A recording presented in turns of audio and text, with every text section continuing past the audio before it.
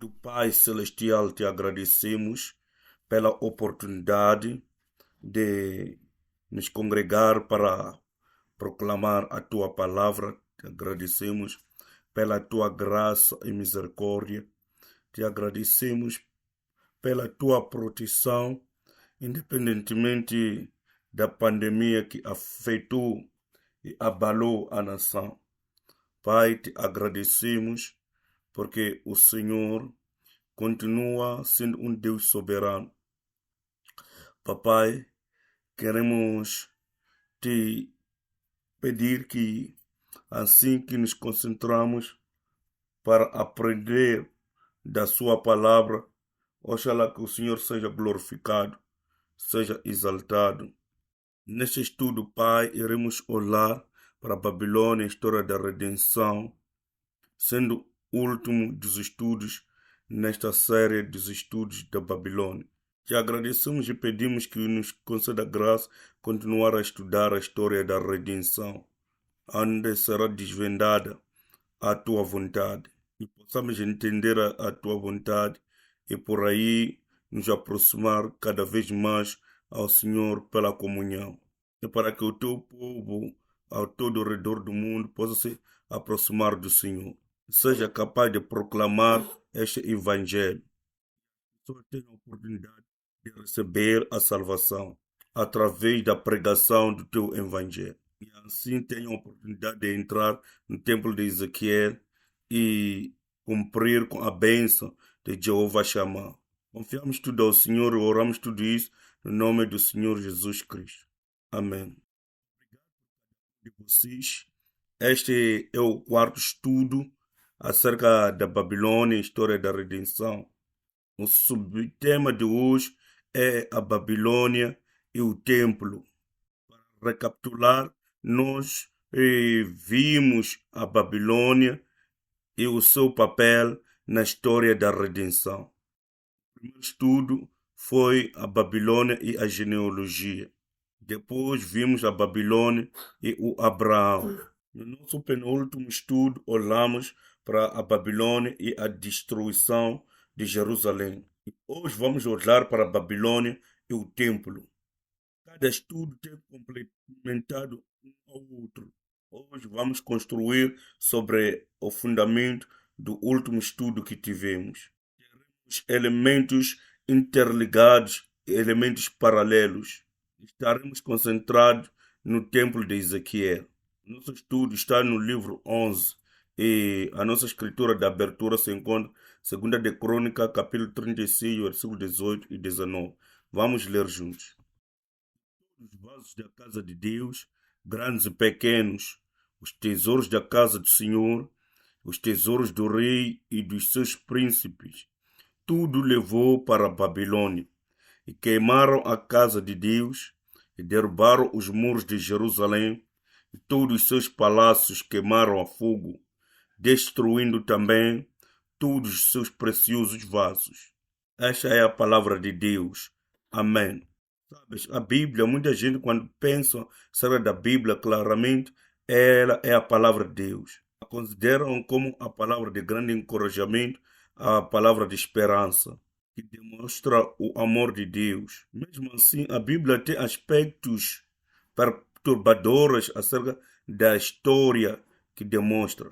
Muitos desses aspectos estão relatados aqui para que possamos perceber aquilo que é a perversidade e as consequências da perversidade, que é o resultado do pecado.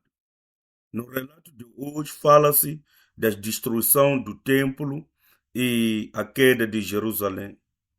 Nabucodonosor, o rei da Babilônia, destruiu Jerusalém em 586 a.C. E aqui em 2 de Crônicas, capítulo 36, versículo 18, 19, diz que e todos os vasos da casa de Deus, grandes e pequenos, os tesouros da casa do Senhor, os tesouros do rei e dos seus príncipes, tudo levou para a Babilônia, e queimaram a casa de Deus, e derrubaram os muros de Jerusalém, todos os seus palácios queimaram a fogo, destruindo também todos os seus preciosos vasos. Este é o resultado da acumulação de pecados que aconteceu na nação do povo de Deus, porque eles voltaram às costas da verdadeira adoração. Como é que chegamos até este ponto? E como é que isto relaciona-se ao templo? O meu primeiro ponto é a história do templo. Para compreender melhor o templo na história da redenção, precisamos voltar para trás, para o templo original, que é o jardim do Éden, que se encontrava no paraíso, que Deus plantou para que o homem lhe adorasse antes da queda. Gênesis 2, versículo 8 diz: E plantou o Senhor Deus um jardim no Éden, do lado oriental, e pôs ali o homem que tinha formado. Vemos que Deus plantou um jardim do Éden e colocou o homem ali. No versículo 15 diz que: E tomou o Senhor Deus o homem e o pôs no jardim do Éden para o lavrar. Este é o hebraico, abad, guardar. Esta é a palavra hebraica, chamar. Quando tomamos essas expressões de lavrar e guardar, que é abad e chamar, esta é uma linguagem sacerdotal, é uma linguagem usada na adoração. É que sabemos disto? É porque a palavra abad significa trabalhar, servir de uma forma de adoração. Podemos olhar para Números capítulo 8, versículo 11, Josué 24, versículo 15 e Salmos capítulo 2, versículo 11. Permita-me ler Números capítulo 8, versículo 11 para si, para que possamos juntos compreender como é que esta palavra é usada. Diz aqui, e Arão é o primeiro sumo sacerdote, oferecerá os levitas por oferta movida perante o Senhor pelos filhos de Israel, e serão para servir no ministério do Senhor. Só neste versículo a expressão servir é abad. Se pensar acerca do sacerdócio e pensar acerca dos filhos de Arão que serviram os sacerdotes no templo, o que eles fizeram, os artigos do templo deveriam ser purificados, deveriam ser trabalhados, deveriam ser aprontados, preparados no templo. Todos eles são usados para adoração. Quando Deus diz a Adão para cultivar o jardim, está falando para fazer de tudo de maneira que as coisas estejam em ordem, que servem para adoração. Em Josué, capítulo 24, versículo 15, Josué despede-se do povo de Israel, dizendo que eu e a minha família serviremos ou adoraremos a Deus. E Josué usa esta palavra abad nesta situação. Em Salmos capítulo 2, versículo 11 diz: Adore ao Senhor com temor, exulte com tremor. Quando o salmista diz aqui para adorar ao Senhor, também usa a palavra abad. Desde o início, no jardim do Éden, que era o primeiro templo antes da queda, podemos notar que estávamos lá para lhe adorar.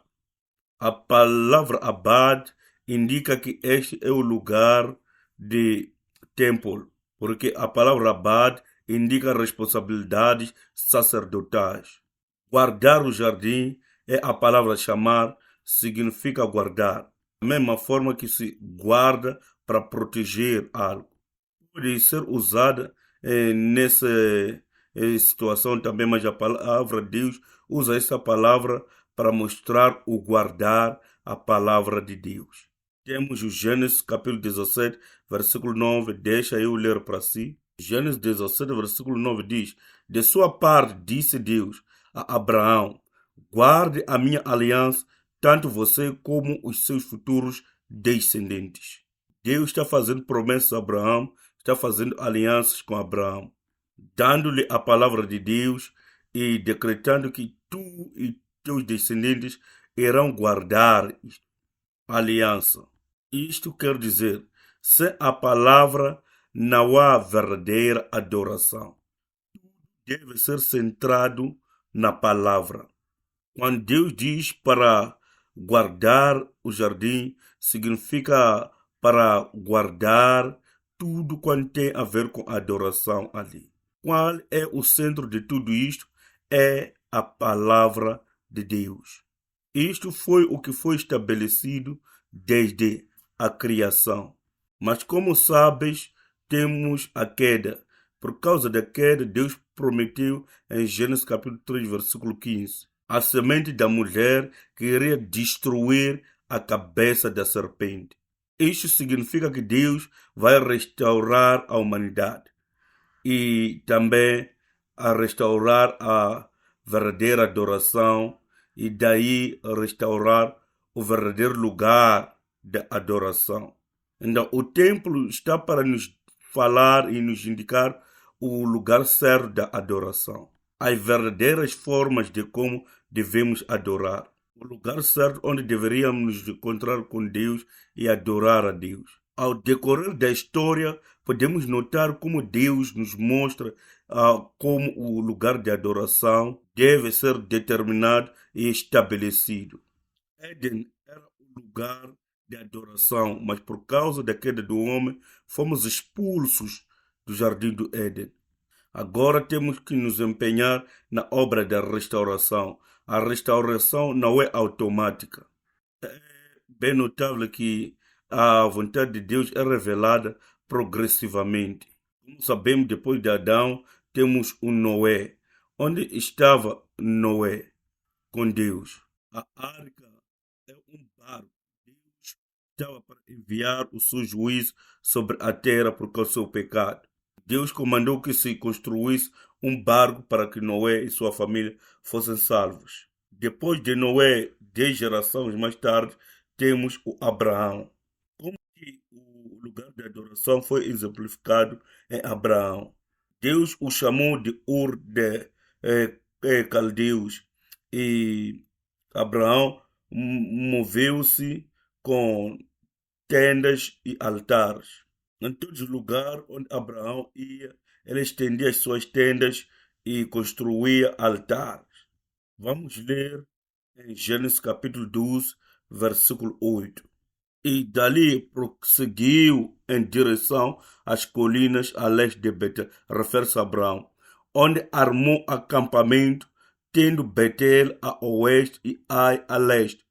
Construiu ali um altar dedicado ao Senhor e invocou o nome do Senhor. Na vida da fé de Abraão, podemos ver que ele não recebeu a terra da promessa, quer dizer, não se cumpriu.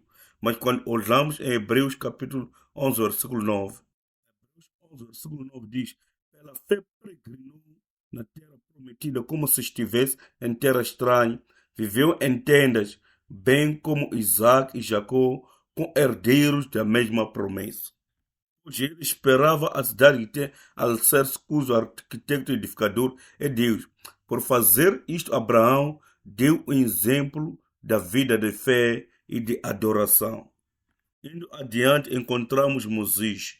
Durante o tempo de Moisés, como sabemos, Jacó, que é Israel, relocou-se para o Egito junto com a sua família por causa da grande fome que assolou naqueles tempos. José providenciou os meios para que eles fossem salvos. As pessoas cresceram e tornaram-se frutíferos e multiplicaram-se. Em Êxodo já temos mais de 2 milhões de pessoas que já estão preparados para relocar, voltar à terra prometida. Para que Deus fizesse conhecida a sua presença a eles, e ele ordena que seja construído um tabernáculo.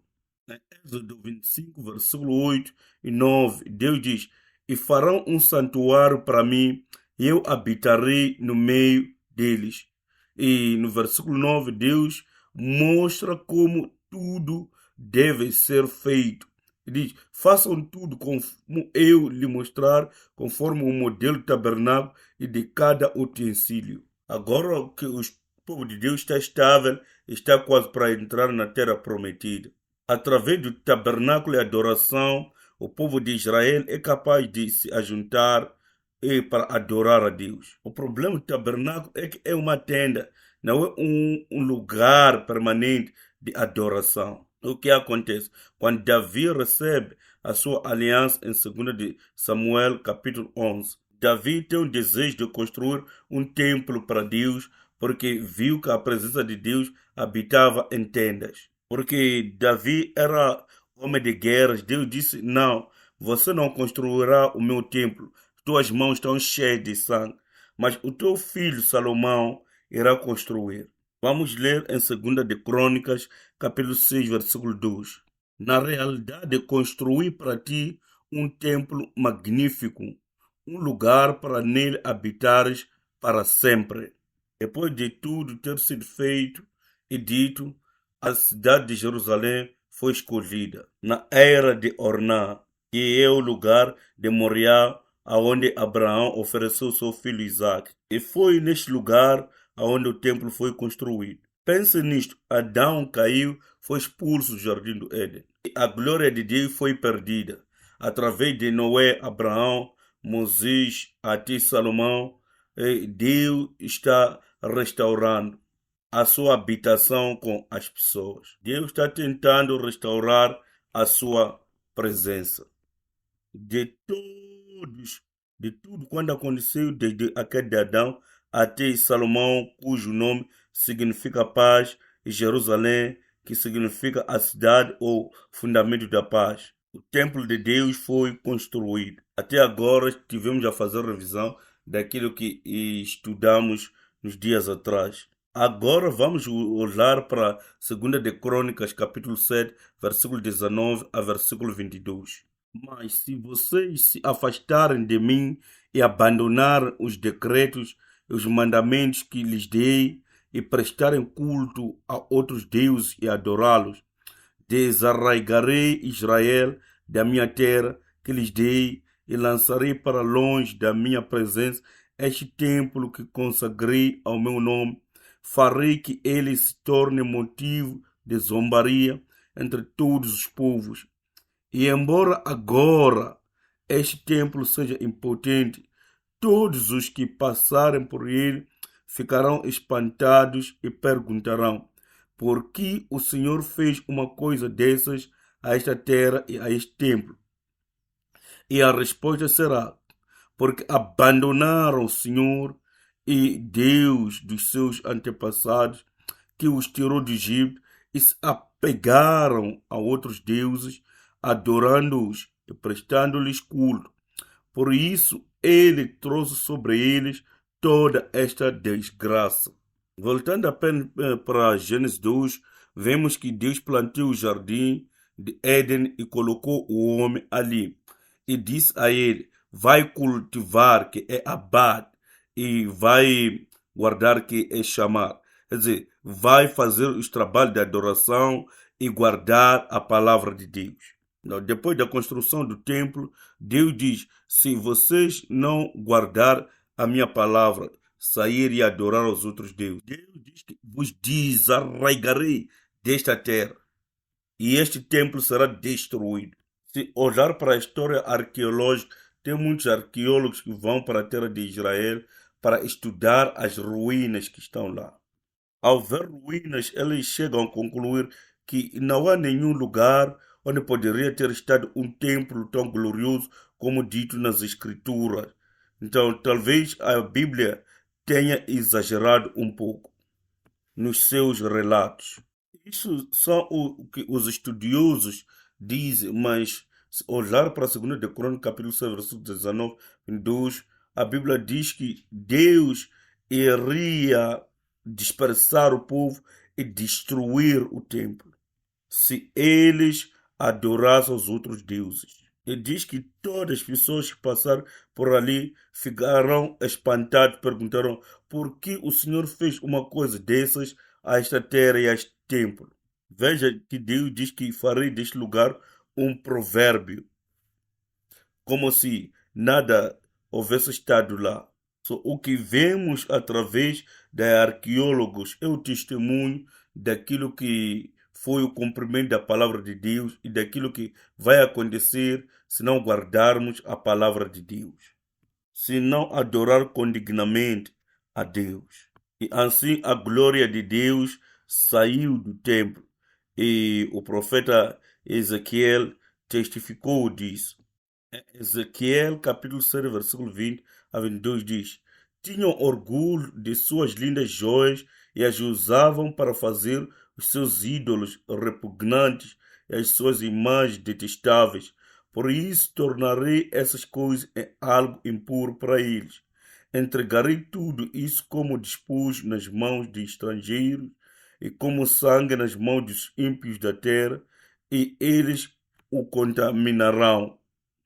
Desviarei deles o meu rosto, e eles profanarão o lugar que tenho amo. Nele entrarão ladrões e o profanarão. Então, o que aconteceu na nossa passagem de abertura? Babilônia veio e levou todos os utensílios da casa de Deus, profanou o templo.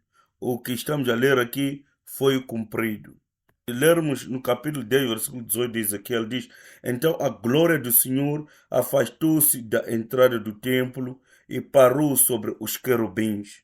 Sem a glória de Deus não há propósito para o templo.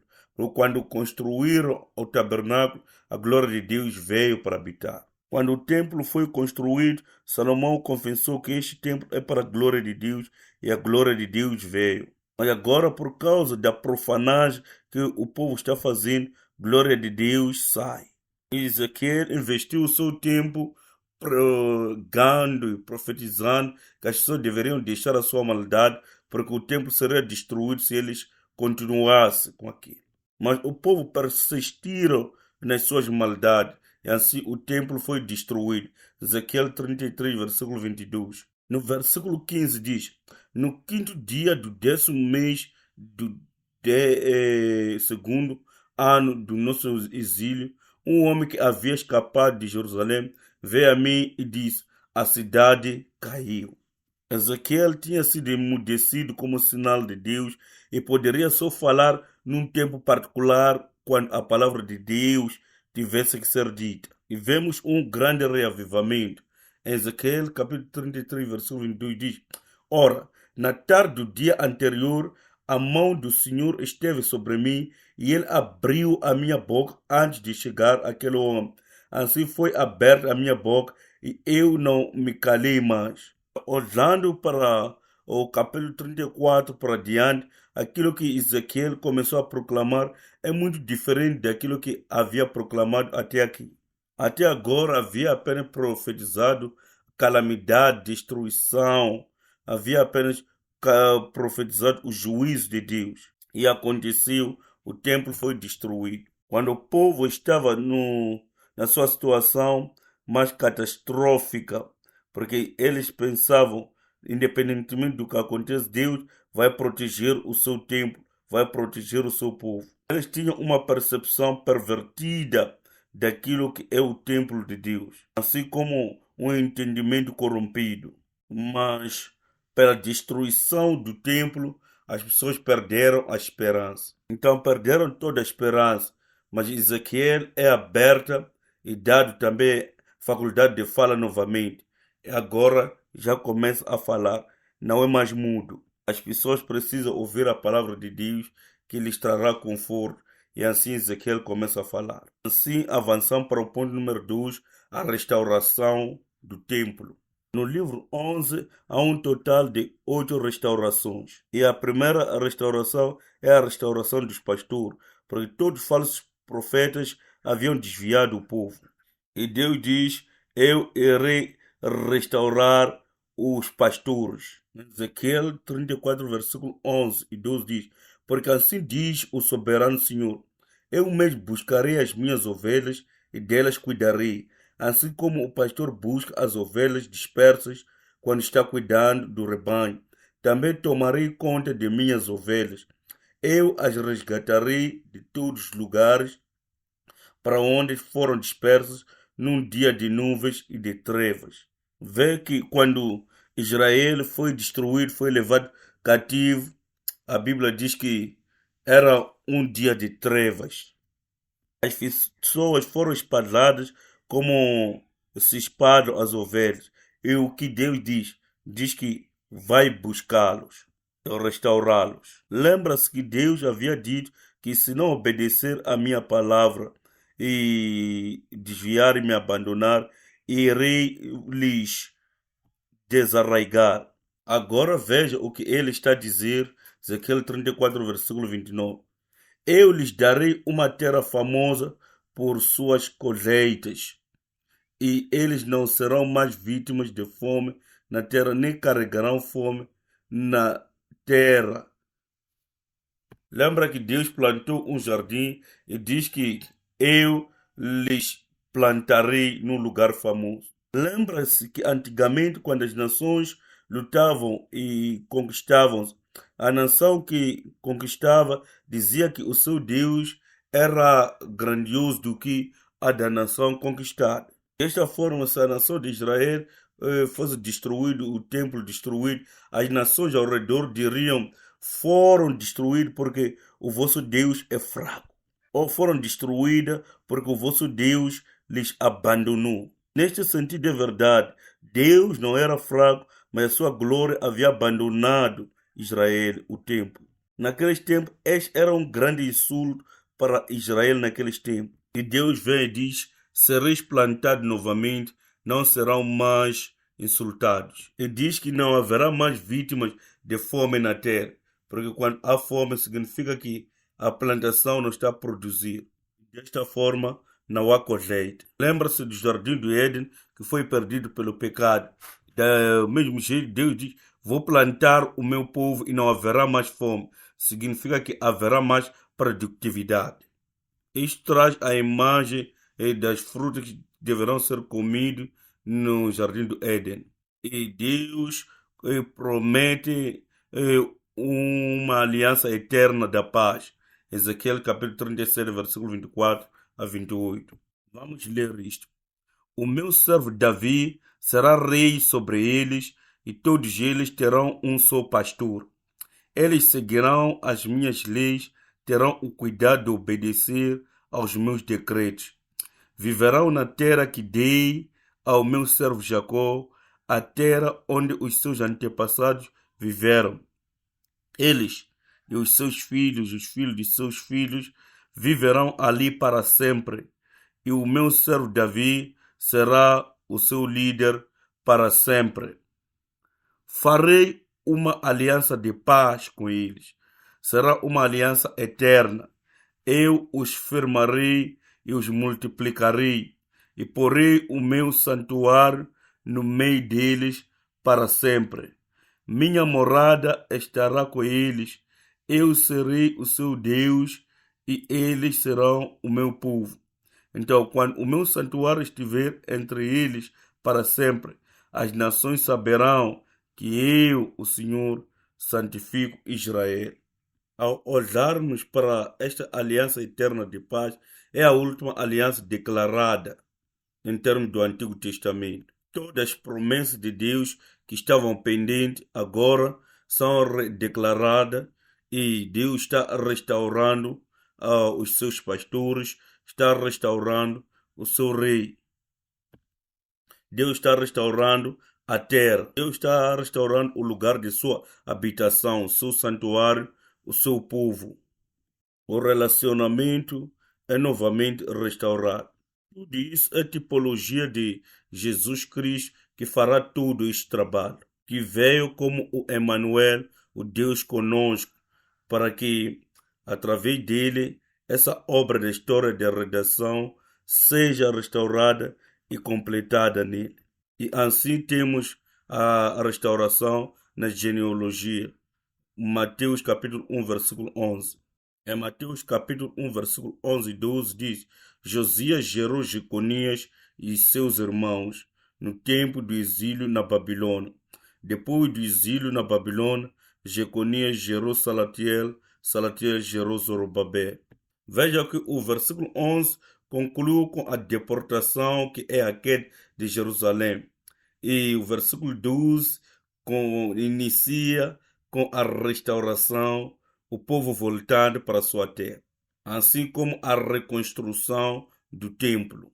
E por olhar esta situação do templo, podemos ver como Deus divide as genealogias. No versículo 17 diz: assim, ao todo, houve 14 gerações de Abraão a Davi, 14 de Davi até o exílio na Babilônia e 14 do exílio até o Cristo.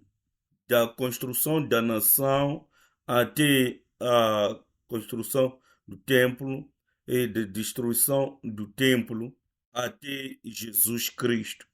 14 gerações, 14 gerações, 14 gerações. 42 gerações, 3 períodos. É assim que é estruturada a história da redenção. Que bonito olhar a organização da história da redenção. Um dos aspectos do templo ou um dos aspectos da restauração, precisamos prestar atenção, é a libertação dos prisioneiros. E começa com Joaquim. Jeconias e Joaquim é a mesma pessoa. Jeconias começou o terceiro período da genealogia. Vamos ver a segunda parte de 2 de Reis, capítulo 25, versículo 27. Diz que Evil-Merodach, o rei da Babilônia, no ano em que se tornou rei, libertou Joaquim, rei de Judá, da prisão. E diz: assim Joaquim deixou suas vestes de prisão e pelo resto de sua vida comeu à mesa do rei. E diariamente, enquanto viveu, Joaquim recebeu uma pensão do rei. Vamos pensar nessa história redentora. Nós somos libertos, somos dados novas vestimentas e para que presença somos levados? À presença do rei. E Deus nos dá a sua palavra, a palavra cotidiana, que é o nosso pão de cada dia. Como confessamos na oração do Senhor, dá-nos hoje nosso pão de cada dia. Vamos nos voltar à história, Esdras, capítulo 3, versículo 8. No segundo mês do segundo ano depois de chegar ao templo de Deus em Jerusalém, Zorobabel, filho de Salatiel, Jesua, filho de Josadac, e o restante dos seus irmãos, os sacerdotes, os levitas e todos que tinham voltado do cativeiro para Jerusalém, começaram o trabalho, designando levitas de 20 anos para cima para supervisionar a construção do templo do Senhor. Aqui vemos que o lugar de adoração está sendo restaurado. Os procedimentos de adoração estão sendo restaurados. Os sacerdotes estão sendo restaurados. E podemos notar isso através da reconstrução do templo. Zorobabel significa aquele que nasceu na Babilônia, ou filho da Babilônia. Mesmo que tenha nascido na Babilônia, você agora é livre e está sendo restaurado através de adoração e representado pelo o templo. E isso nos leva à conclusão de que Jesus é a nossa liberdade. Lucas capítulo 4, versículo 18 a 19, vimos semana passada e veremos de novo. O Espírito do Senhor está sobre mim, porque Ele me ungiu para pregar boas novas aos pobres. Ele me enviou para proclamar liberdade aos presos e recuperação da vista aos cegos, para libertar os oprimidos e proclamar o ano da graça do Senhor. Jesus falou estas palavras na sinagoga. No versículo 21, Jesus diz: hoje se cumpriu a escritura que vocês acabaram de ouvir. Que precioso é esta palavra. E esta é a liberdade da Babilônia espiritual. Se olhar para Apocalipse capítulo 18, versículo 2 diz: e ele bradou com voz poderosa: caiu, caiu a grande Babilônia. Ela se tornou habitação dos demônios e antro de todo espírito imundo, antro de toda ave impura e detestável.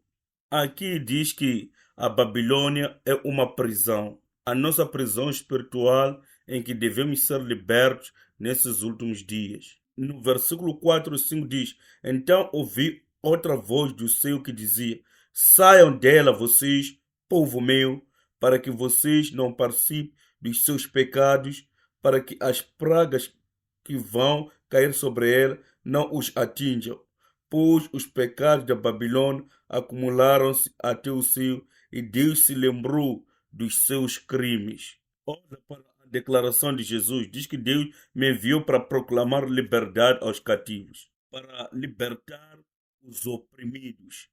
Oprimido pelo quê?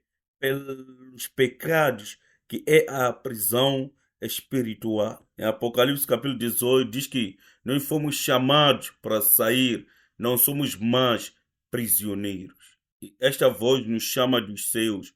Quão precioso é isto! A conclusão então é que Jesus é o nosso templo. Depois de ter sido chamado para fora da Babilônia espiritual, o que deve acontecer? Em Apocalipse 21, versículo 3 diz: Ouvi uma forte voz que vinha do trono e dizia: Agora o tabernáculo de Deus está com os homens, com os quais ele viverá. Eles serão os seus povos, o próprio Deus estará com eles e será o seu Deus. No versículo 10 e 11 diz: Ele me levou no espírito a um grande e alto monte e mostrou-me a cidade santa, Jerusalém, que descia do céu da parte de Deus. Ela resplandecia com a glória de Deus. Esta é a cidade santa. É o apóstolo João que recebe a revelação do que vai acontecer nos últimos tempos. Deus o tomou no espírito, assim como Ezequiel fora tomado no espírito, para que visse o templo no alto monte. E João viu a cidade santa e o que tinha a glória de Deus. A glória de Deus fora restaurada. O que diz em Apocalipse 21, versículo 22? Não vi templo algum na cidade, pois o Senhor Deus Todo-Poderoso e o Cordeiro são o seu templo. Esse templo referido da restauração não é nada mais, nada menos do que o próprio Jesus Cristo. Porque Jesus Cristo morreu, foi sepultado e ressuscitou. O templo do seu corpo fora destruído, mas ressuscitou. Em João capítulo 2, versículo 19, diz: Jesus respondeu-lhes: Destrói este templo e em 3 dias eu a reconstruirei. O templo do qual ele falava era o seu corpo. Depois que ressuscitou dos mortos, seus discípulos lembraram-se do que ele tinha dito. Então creram na Escritura e na palavra que Jesus dissera. Jesus é o verdadeiro templo. Através da sua morte e ressurreição, nós que estávamos mortos estamos vivos. E isto nos mostra que Jesus Cristo é o cumprimento de Jeová Shammah.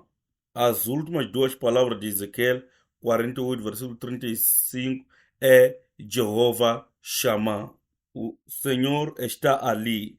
E o verdadeiro significado desta palavra é: o Senhor está ali. Você está aqui, Deus está ali, você precisa ir ali. Jeová Shammah significa que nós devemos ir ao Senhor. Nesses últimos dias, isso é cumprido através da transfiguração.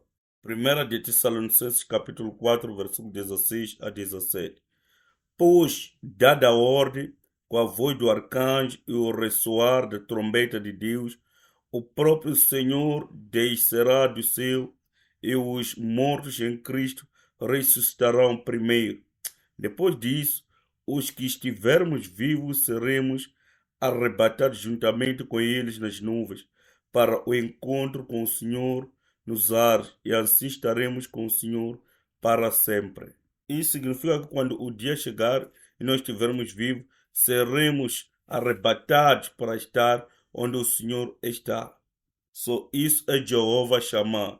Estaremos sempre com o Senhor e isto é o Emanuel. Concluindo, Jeová Shammah é o cumprimento das promessas de Deus, assim como o Emanuel é o cumprimento das promessas de Deus. Que nós habitaremos mais uma vez com Deus. Na transfiguração, iremos para onde Deus está. Jeová Shammah, o Senhor está ali. 1 de Tessalônica conclua com as palavras: por isso, confortai-vos uns aos outros com estas palavras. Amados irmãos e irmãs, cada pessoa que deseja estar com Deus, deseja ter a palavra de Deus, que está à espera do cumprimento da transfiguração, que está à espera do cumprimento de Jeová Shammah, que está à espera de entrar no templo de Ezequiel nos últimos dias. A minha oração é que, ao estudar essas palavras da redenção, e por proclamar o Evangelho da redenção do Senhor Jesus Cristo, que tenhamos o Jeová Shammah cumprido em nós. A minha oração é que iremos esperar nos céus o templo verdadeiro, templo de Deus. Possamos habitar neste templo que é Jesus Cristo e a sua palavra habitar em nós. Possamos estar sempre com o Senhor e sermos confortados de acordo com a sua palavra. Amém. E esta é a conclusão dos nossos estudos acerca da Babilônia. Vimos como a Babilônia é tratada na história da redenção. Olhamos para a genealogia, olhamos para Abraão, olhamos para o reino de Israel, a cidade de Jerusalém e finalmente o próprio templo. Que sejamos livres da Babilônia e que possamos proclamar a liberdade da Babilônia. Que não sejamos mais prisioneiros, possamos colocar roupas brancas e que possamos entrar na presença de Deus. Amém. Vamos concluir com a palavra de oração.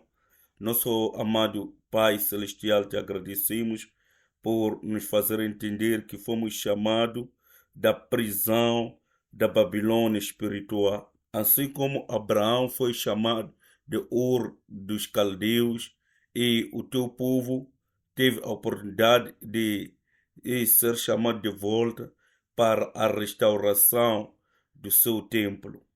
Que também possamos sair da Babilônia e tirar as roupas da prisão para que possamos receber a restauração da sua glória, que é através das promessas que o Senhor nos concedeu em Jesus Cristo. Nós oramos, Pai, que Jesus, que possamos o conhecer profundamente como o verdadeiro templo e a verdadeira palavra de Deus. Jesus proclamou a liberdade aos cativos, que nós também possamos proclamar a verdadeira libertação, que é a história da redenção. E não caiamos mais na Babilônia espiritual, mas possamos viver nesta restauração do novo templo, onde a sua glória é restaurada. E possamos nos apegar nas promessas e bênçãos de Jeová Shammah e bênçãos da transfiguração. Possamos saber que o Senhor está conosco para sempre. Oramos tudo isso em nome de Jesus Cristo. Amém.